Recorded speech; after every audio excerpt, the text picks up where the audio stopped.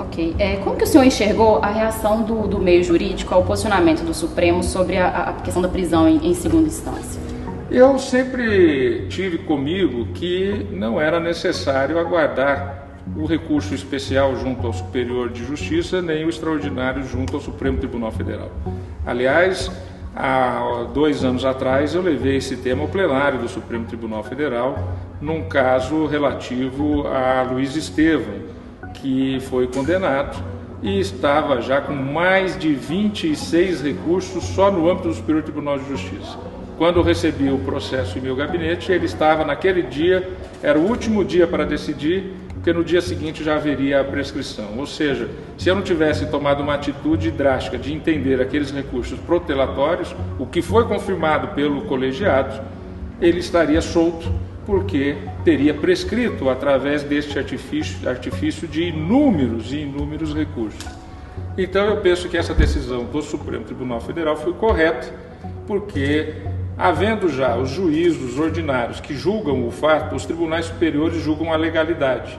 Ele não julga se o fato ocorreu ou se o fato não ocorreu, ele julga a legalidade. A não ser naqueles casos em que originariamente o Supremo tem que julgar, que são os casos chamados de autoridades com foro de prerrogativa de função, como os parlamentares e os ministros.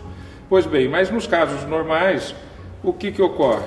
Um juiz na sua cidade, o Tribunal de Justiça, o Tribunal Regional Federal, no seu estado, na sua região, é que analisa se o fato ocorreu, se o fato não ocorreu, se houve culpa, se não houve culpa.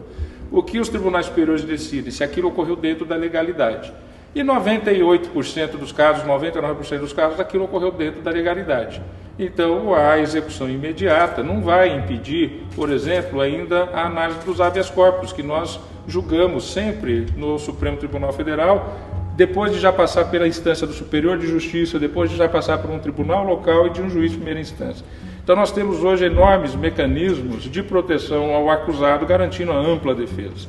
O Brasil é um dos países no mundo que mais garante ampla defesa, até porque nós passamos por 2 períodos de governos autoritários, que foi o período Getúlio Vargas do Estado Novo de 37 a 1945 e depois o governo militar de 1964 a 1985.